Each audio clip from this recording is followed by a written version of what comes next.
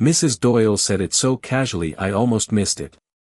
Just so you know, Ms. Ashford mentioned Piper might be picked up early on Thursday. I asked her who Ms. Ashford was. There was a pause on the other end of the phone, the kind of pause that tells you the other person has just realized they've said something they weren't supposed to say. I'm sorry, Mrs. Doyle said. Your wife. Renee. She corrected me at pickup last week.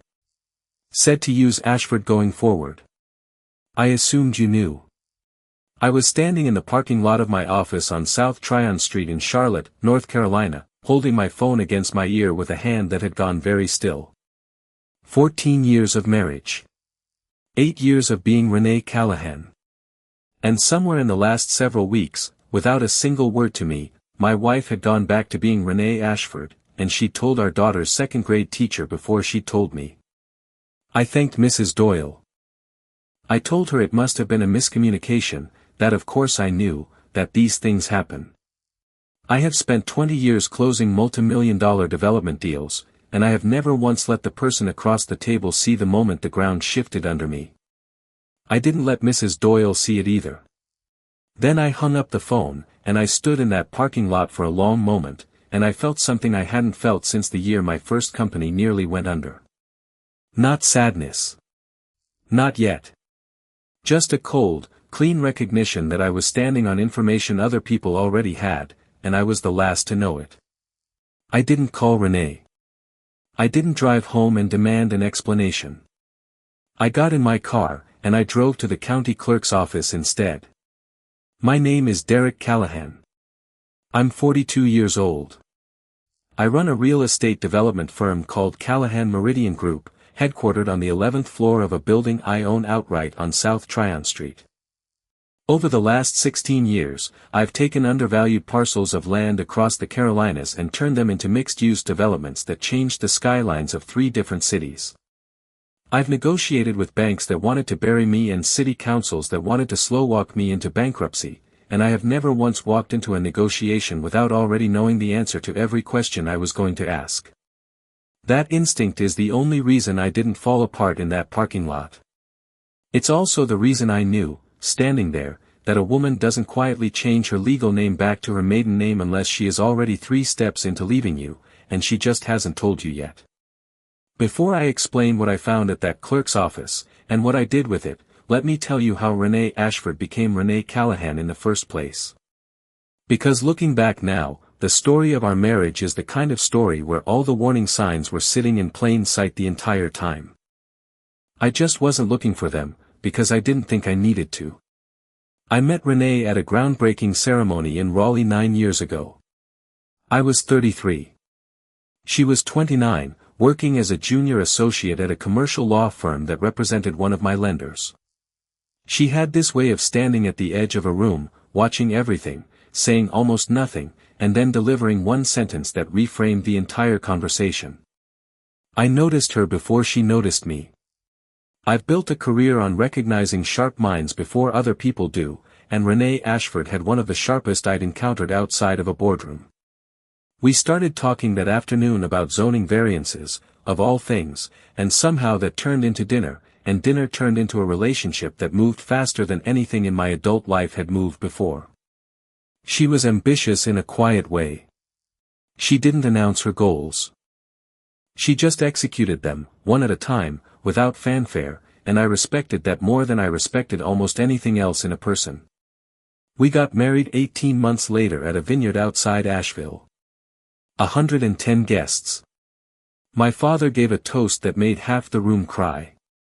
Her parents flew in from Savannah, polite and reserved in a way that I later learned was just how the Ashfords did everything, reserved, controlled, never quite letting you see what was underneath. Piper was born 4 years into the marriage. Renee stepped back from the law firm to raise her, a decision we made together, a decision I supported completely because that's what you do when you love someone and you can afford to make their life easier. I told her the same thing I've told every partner I've ever backed in business.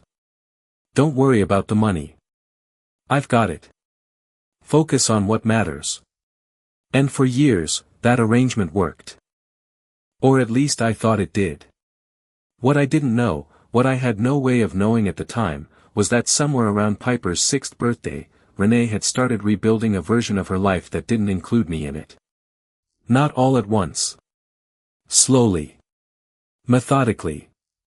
The way I build a development, one permit, one parcel, one quiet acquisition at a time, until one day you look up and the entire skyline has changed and nobody outside the process ever saw it happening. I started noticing things about 4 months ago. Small things. The kind of details you file away without realizing you're building a case, because you don't yet know you need one. Renee started taking calls in the laundry room. Not the bedroom, not the office, the laundry room, which was the one space in our house with no windows facing the street and a door that closed all the way. I noticed it because our house doesn't have bad cell reception anywhere. There was no practical reason to stand in a room full of appliances to take a phone call, unless the point wasn't reception. The point was privacy. Her schedule changed too. Renee volunteered 2 mornings a week at Piper's school, a routine that had been stable for 2 years. Suddenly there were committee meetings on Tuesday evenings that ran until 9, then 10. I asked her once what the committee was actually planning, since the spring gala wasn't until May and it was only February. She said fundraising takes time, Derek, and there was an edge in her voice I hadn't heard directed at me before. Not anger. Something closer to irritation, like I'd interrupted something she didn't want interrupted. She stopped asking about work. For years, Renee had been the person I processed every deal with. She understood entitlement structures and easement disputes better than half the attorneys on my payroll, and she used to ask sharp, specific questions over dinner about whatever project I was closing that quarter. Then, sometime around the same window those laundry room calls started, she just stopped. I'd mention a deal and she'd nod and change the subject, the way you do when someone is telling you about a show you used to watch together but don't anymore. And then there was the way she started looking at me. I don't know how else to describe it except to say that it felt like being looked past. Like I was a piece of furniture she already knew she wasn't taking with her to the next house. I didn't confront her about any of it. Partly because I didn't have anything concrete yet, and I have never once walked into a negotiation without knowing more than the person across the table thinks I know. Confrontation without leverage is just noise, and noise doesn't get you the truth. It gets you a rehearsed answer. So I watched. I waited. And on the day Mrs. Doyle told me my wife had a new legal name that my own daughter's school knew about before I did, I finally had a reason to stop waiting. The Mecklenburg County Clerk's office closes at 5. I got there at 4:40. I told the clerk at the counter I needed to check the status of a name change filing under my wife's name, and because I'm listed as her spouse on our joint tax filings and I had my driver's license and our marriage certificate photographed on my phone, she was able to pull the record for me without much resistance. Renee Ashford Callahan had filed a legal name change petition to revert to her maiden name, Renee Ashford, 6 weeks earlier. The petition had been granted 11 days before Mrs. Doyle's phone call. 11 days. She'd had a court order sitting in a drawer somewhere in our house for over a week, and she hadn't said a single word to me. I sat in my car in the clerk's office parking garage for almost 20 minutes before I started the engine. Not because I was falling apart. Because I was doing what I always do when a deal starts showing cracks I didn't expect. I was running every version of the story that could explain what I was looking at, and discarding the ones that didn't hold up.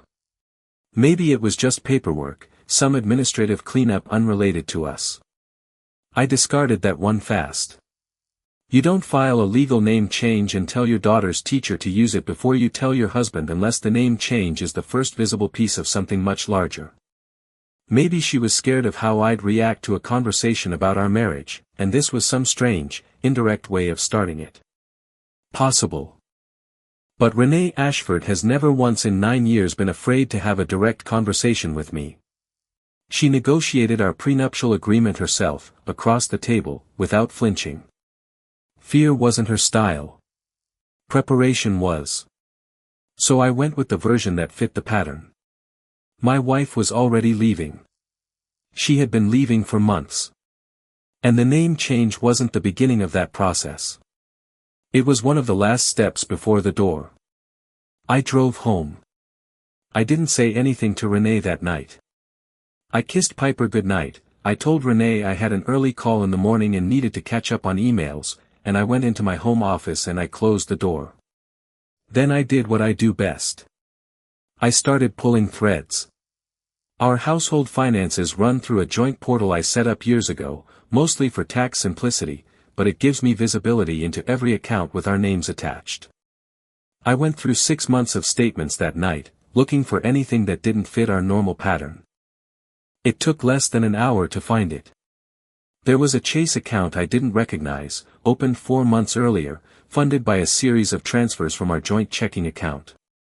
Small transfers at first, $300 here, $500 there, amounts that wouldn't trip an alert on anyone glancing at a statement. But they added up. Over 4 months, just under $31,000 had moved out of our joint account and into an account under the name Renee Ashford.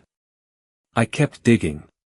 There was a P.O. box registered to that same name at a UPS store on Providence Road, opened around the same time.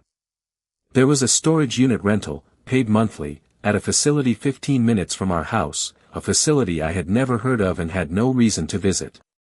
And then there was the text message thread I found on the family iPad we kept in the kitchen for Piper's schoolwork, still logged into an old shared iMessage account from years earlier that Renee had apparently forgotten was still syncing. Most of it was nothing.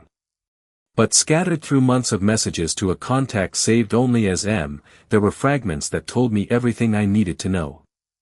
Almost done here. 6 more weeks and the timing works. Don't call the house, use the new number. He still doesn't suspect anything. He's too buried in the Ashwood deal. I sat with that last one for a long time. He's too buried in the Ashwood deal. Ashwood was a 42-acre mixed-use project I'd been closing for the better part of a year, the biggest deal of my career, the one that was going to put Callahan Meridian Group in a different weight class entirely. And while I was buried in it, exactly as she'd said, my wife had been building an exit with a man whose full name I didn't yet know, funded in part by money that came out of an account with both our names on it. I didn't sleep that night.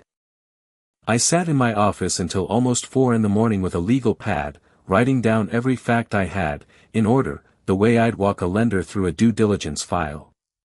By the time the sun came up, I had a plan. Not a plan for a fight. A plan for a close. If you're watching this and you've ever found out the person you trusted most have been building a life without you in it, I want you to know something before we go further.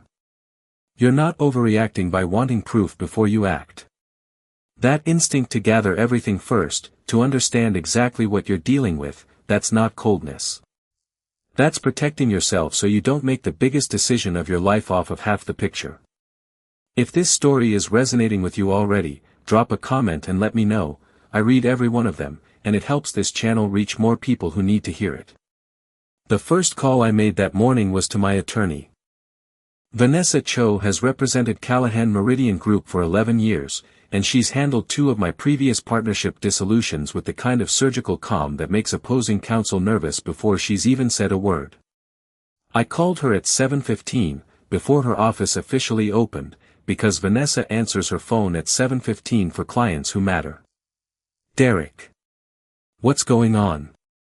I told her. All of it. The name change, the Chase account, the storage unit, the texts. She let me finish without interrupting, which is one of the things I've always valued about her. When I was done, she asked one question. Do you want to save this marriage, or do you want to protect what you've built?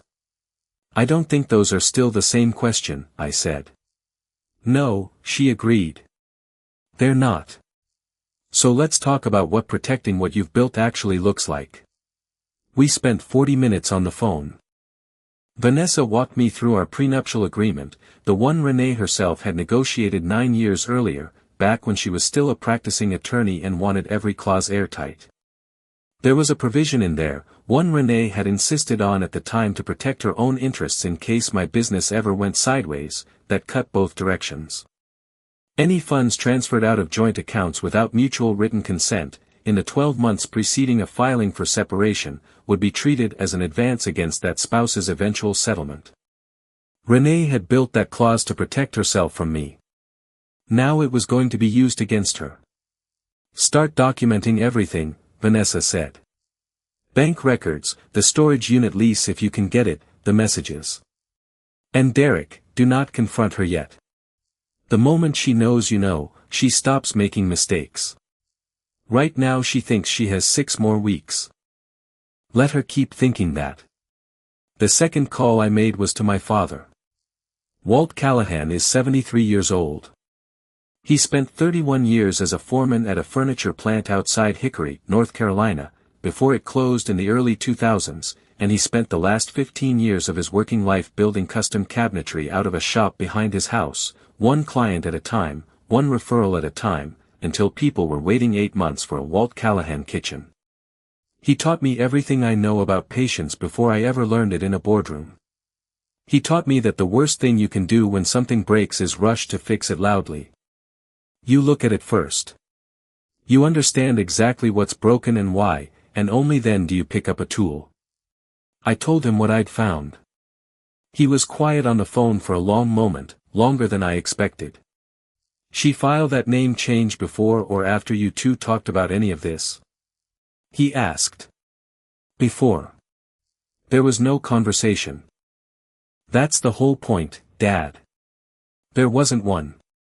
Then she already made her decision, he said. Question isn't whether your marriage is over, son. It's already over, whether you say the words out loud yet or not. Question is whether you're gonna find that out the way she wants you to, on her timeline, or whether you're gonna find it out on yours. I want mine, I said. Then don't you dare go home tonight and start yelling, he said. You do that, you hand her the only thing she doesn't have yet, which is a reason to say you're the one who blew this up. You stay calm.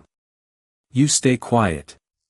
You let her keep thinking she's ahead, right up until the day she finds out she wasn't. That's the same lesson my father taught me the first time he beat me at checkers when I was 7 years old, sitting at his workbench with sawdust on the table between us. He let me think I had him cornered, right up until the move where he showed me I never did. I've carried that lesson into every negotiation I've had since. I carried it into this one too. You still there, son? He asked, after I'd gone quiet on the line for a while. Still here, I said. Just thinking about how long this might have been going on before I noticed anything. Doesn't matter how long, he said. What matters is what you do starting today. You can spend the next year asking yourself why you missed it, or you can spend the next year building the next thing. I know which one your mother would have told you to do, God rest her. You've got Piper. You've got the firm. You've got a family that's going to show up for you no matter what happens with Renee. Don't lose sight of that part while you're busy being angry about the other part. I told him I wouldn't. I meant it, though it would take longer than I expected to actually feel it. The third call was to my brother, Nate. Nate is 39, runs a commercial insurance agency out of Concord, and he's the only person besides my father who's ever seen me rattled and not made me feel small for it. He didn't ask a single question when I told him. He just said, I'm coming by tonight, and he did, with 2 growlers of beer from the place near his office and absolutely no interest in talking about anything except the ACC tournament bracket until I was ready to talk about the actual thing. We didn't discuss it that first night. He just sat with me. Sometimes that's worth more than advice. Over the next 5 weeks, I did exactly what Vanessa told me to do. I documented everything. I pulled 12 months of statements and had them organized and time-stamped by my firm's internal bookkeeper, a woman named Carol who has worked for me for 9 years and has never once asked a question she didn't need the answer to in order to do her job. I found the storage facility and, through a contact who does subcontracted security consulting for 2 of my properties, confirmed that the unit had been accessed 11 times in 10 weeks, almost always on the same Tuesday and Thursday evenings that Renee had told me were committee meetings. During those 5 weeks, I kept our life looking exactly the way it always had, on the surface. I still made Piper's lunch every morning I had her. I still sat across from Renee at dinner most nights and asked about her day, and listened to answers I now understood were carefully edited. I still went to the Ashwood site twice a week in a hard hat, walking the framing crews through change orders, because a 42-acre project doesn't pause just because your marriage is quietly ending underneath it. There were nights I sat in my truck in our own driveway for 10 extra minutes before going inside, just to compose my face into something that wouldn't give anything away. I got good at it faster than I expected to, and I'm not entirely proud of how easily that particular skill came back to me. It's the same skill I use walking into a room with investors who don't yet know a deal is about to fall apart. You don't let your face do the talking until you're ready for it to. I found out who M was. It took surprisingly little effort. His name was Marcus Feld, 44, a commercial real estate broker who worked out of an office 2 buildings down from the law firm where Renee used to practice.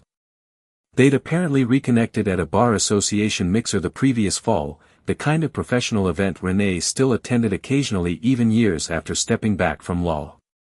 Marcus Feld was recently divorced himself, according to public records, and according to his own firm's website, he specialized in relocation packages for executives moving to the Charlotte metro area. It didn't take a genius to guess what Renee's 6-week timeline was actually building toward. A move. A new place. A life already half furnished before she'd said a single word to me about wanting to leave the one we'd built together. I want to pause here and say something clearly, because I know how this can sound from the outside. There's a version of this story where I'm the villain, a man who spent 5 weeks quietly surveilling his own wife instead of just sitting her down and asking her directly what was going on. I understand that, Red. I've thought about it more than once in the years since. But I want you to understand the position I was actually in. I wasn't gathering information to punish her. I was gathering information because I had watched, for months, a woman I loved build and exit in complete secrecy, funded partly with money that belonged to both of us, and I needed to know the true shape of what I was standing in before I made a single decision about my own life or my daughter's. That's not cruelty. That's due diligence. It's the same thing I'd do before signing on to any deal where the numbers didn't add up. I just never imagined I'd have to run it on my own marriage. By the 5th week, I had everything Vanessa needed. Bank records showing the transfers. The storage unit lease, obtained legally through the facility's manager once Vanessa sent a formal request tied to our joint marital assets. Copies of the messages, preserved and authenticated. A private investigator's report, Vanessa insisted on this part, said documentation from a licensed third party would matter far more in front of a judge than anything I collected myself, confirming that Renee and Marcus Feld had met at a restaurant on Selwyn Avenue on 4 separate occasions over 6 weeks, and that on 2 of those occasions, Renee's car had been parked outside his condo building past midnight. I filed for divorce on a Wednesday morning. Vanessa's office handled the paperwork with the same quiet efficiency she brings to everything, and per the terms Renee herself had negotiated into our prenup 9 years earlier, the $31,000 moved into her separate account was formally logged as an advance against her eventual settlement. I didn't drain a single joint account out of spite. I didn't do anything that could later be characterized as retaliation. I closed the position the way you close any position when the fundamentals have already changed underneath you, cleanly, on paper, with every decision defensible in front of a judge. Renee found out that afternoon, the same way I'd found out about her name change. Not from me directly, at first. Vanessa's office served the papers to her attorney, and it was her own attorney, ironically a man she'd once worked alongside at her old firm, who called her to break the news. She called me 40 minutes later. I let it go to voicemail. She called again. I let that go too. Then she texted, "We need to talk tonight. In person." I agreed. Not because I owed her an explanation for filing first, I didn't, and Vanessa had made that clear, but because I wanted to look at her when she found out that I already knew everything. I wanted to see the exact moment she understood that her 6-week timeline had never actually belonged to her. She came to the house at 7 that evening. Piper was at my mother's for the night, something I'd arranged 2 days earlier without telling Renee why. Renee walked in still in her work clothes, and there was a tightness around her eyes that told me she'd been crying in her car before she came inside, and had tried, not entirely successfully, to fix her makeup in the visor mirror. "You filed for divorce," she said, before she'd even set her bag down. "Without saying a word to me first." "You changed your name back 6 weeks ago," I said. "Without saying a word to me at all." She went very still. "How do you know about that?" "Piper's teacher told me." "By accident." "She assumed I already knew, because apparently you'd already told the school to use your maiden name for our daughter's records." I kept my voice level, the same voice I use closing an 8-figure deal. "So I went to the clerk's office.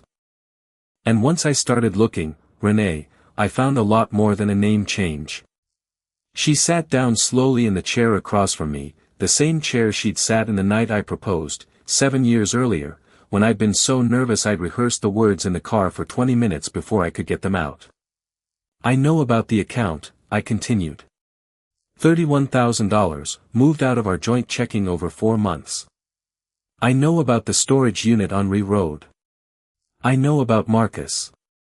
Her hand went to her mouth. Not dramatically. Just a small, involuntary motion, the kind you make when the floor genuinely disappears. "You had someone follow me." "I had someone confirm what I already suspected," I said. "There's a difference.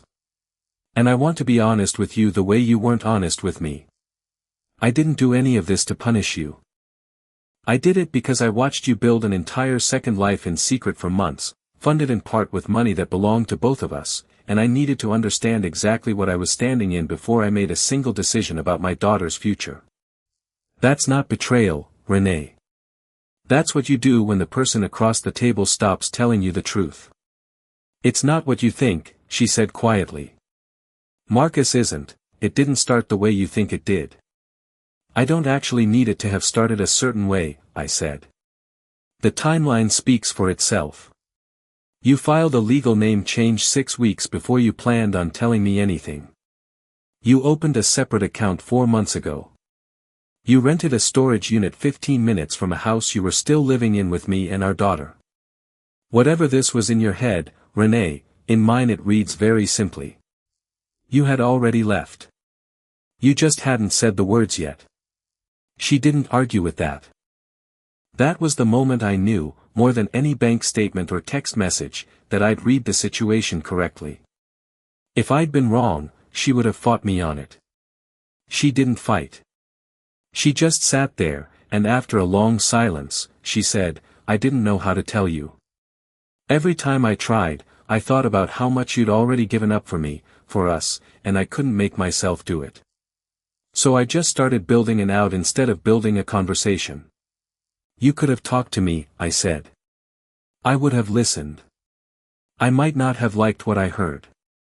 But I would have listened, and we could have figured out an ending that didn't require you to lie to our daughter's teacher and hide money from a joint account." "I know that now," she said. "I think I knew it then too. I just didn't trust myself to say it out loud without falling apart, and falling apart in front of you was never something I let myself do." There was something almost true in that, something that made me feel, for one brief moment, the ghost of the person I'd married 9 years earlier. But I'd spent 5 weeks learning exactly how much distance existed between the woman sitting across from me and that ghost, and I wasn't willing to let one honest sentence undo what 5 weeks of evidence had already shown me. "The transfers count against your settlement," I said. "That's not me being vindictive. That's the agreement you wrote yourself, 9 years ago, to protect your own position. I'm just the one enforcing it now." "I know," she said. "Vanessa's office already explained it to my attorney. Can I ask you something?" She said, after a moment. "How long have you known?" "Actually known, not just suspected." 5 weeks, I said. Her eyes widened slightly. 5 weeks. You've been sitting across from me at dinner for 5 weeks, knowing all of that, and you never said anything. "No," I agreed. "I didn't." "That feels almost worse than the thing I did," she said quietly. "Watching me, letting me think I still had time, when you already knew how the story ended." "I understand why it feels that way," I said.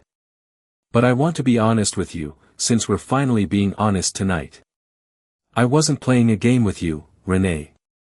I was protecting myself and protecting Piper from making a decision off of half the facts. You built a second life for months without telling me a single thing about it. I spent 5 weeks making sure that when I finally did say something, I wasn't going to be standing on assumptions. That's not cruelty. That's exactly the caution you'd want from anyone making a decision this size. She didn't have an answer for that. She just looked down at her hands, the same way she used to when she was preparing a closing argument years earlier, searching for the sentence that would hold. Piper doesn't know any of this yet, I continued. And she's not going to know the details, not from me and not from you, not for a long time if I have anything to do with it. Whatever happened between us, she doesn't carry any part of it. That's not negotiable. I don't want her to carry it either, Renee said, and for the first time that evening, her voice cracked. Derek, I know I handled this badly. I know that. But I never wanted to hurt Piper. Or you, honestly, even though I understand you don't believe that right now. I believe you didn't set out to, I said. I think you got somewhere you didn't know how to walk back from, and instead of telling me the truth, you built a quiet exit and hoped I wouldn't notice until it was already finished. I noticed. That's really all there is to say tonight. She left a little after 8. I stood in the kitchen for a long time after the door closed, and I felt, for the first time since that phone call from Mrs. Doyle, something other than cold calculation. I felt the actual weight of it. 9 years. A daughter. A version of a future I'd built in my head without ever fully realizing I'd built it. I let myself feel all of that, alone, in an empty kitchen, because my father taught me that feeling something privately and reacting to it publicly are two entirely different disciplines, and only one of them actually protects you. The divorce took 7 months to finalize. North Carolina isn't a fault-based state for asset division the way some people assume, but the documentation Vanessa had assembled made the financial terms straightforward. The $31,000 was credited against Renee's settlement, exactly as the prenup specified. I kept full ownership of Callahan Meridian Group, which had never been a marital asset to begin with, protected the same way it had been protected since before we married. We split custody of Piper close to evenly, with her primary residence at my house during the school year, something Renee agreed to without a fight once it became clear that her plans with Marcus Feld involved a possible relocation to Atlanta for his firm's regional office, a move that wasn't compatible with shared custody in Charlotte. I want to tell you honestly that I don't know exactly what happened between Renee and Marcus Feld in the time since. I know, because Charlotte's business community is smaller than people think, that the Atlanta relocation fell through sometime around the following spring.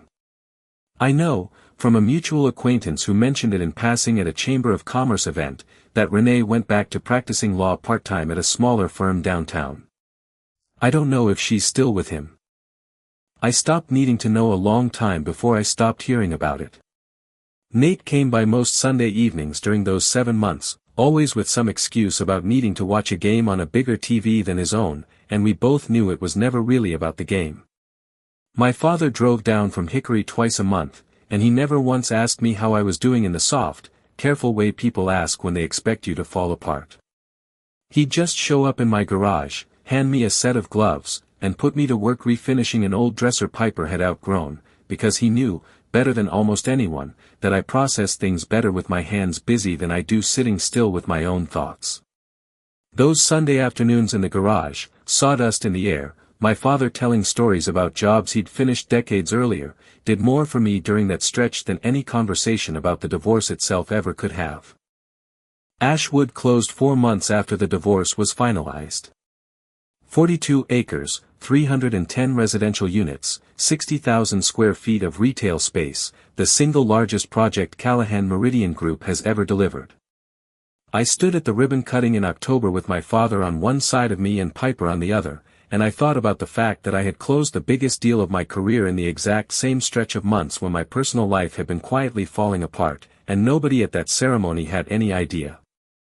That's the part of this work nobody tells you about when you're starting out. You learn to carry two entirely different weights at once, and only show the world the one you've chosen to show it. If any part of this story feels familiar to you, if you've ever had to hold everything together in public while something private was quietly falling apart behind the scenes, I want you to know you're not alone in that, and I'd genuinely like to hear how you got through it. Subscribe if you haven't already, and if this story is resonating, let me know in the comments below. These stories only reach more people who need them when you engage, so thank you for being here. I ran into Renee about 14 months after the divorce was finalized. It was a Saturday morning in late spring, and I was at a farmer's market near Freedom Park with Piper, picking out strawberries for a shortcake we'd promised to bring to my mother's birthday lunch. Renee was 2 stalls over, alone, wearing a cardigan I didn't recognize, looking a little thinner than I remembered, in the way people look when a stretch of their life has been harder than they let anyone see.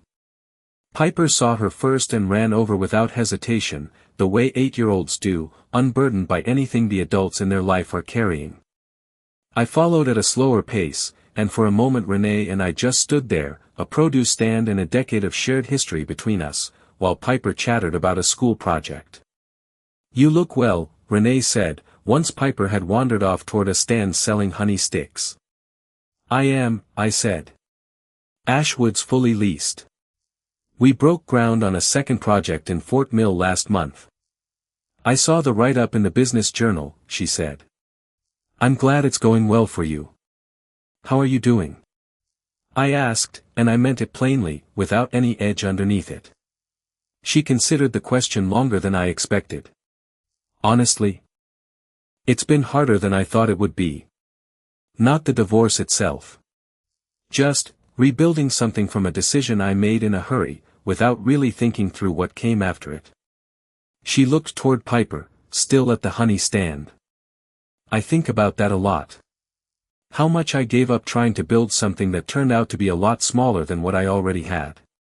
"I'm sorry it's been hard," I said, and I was.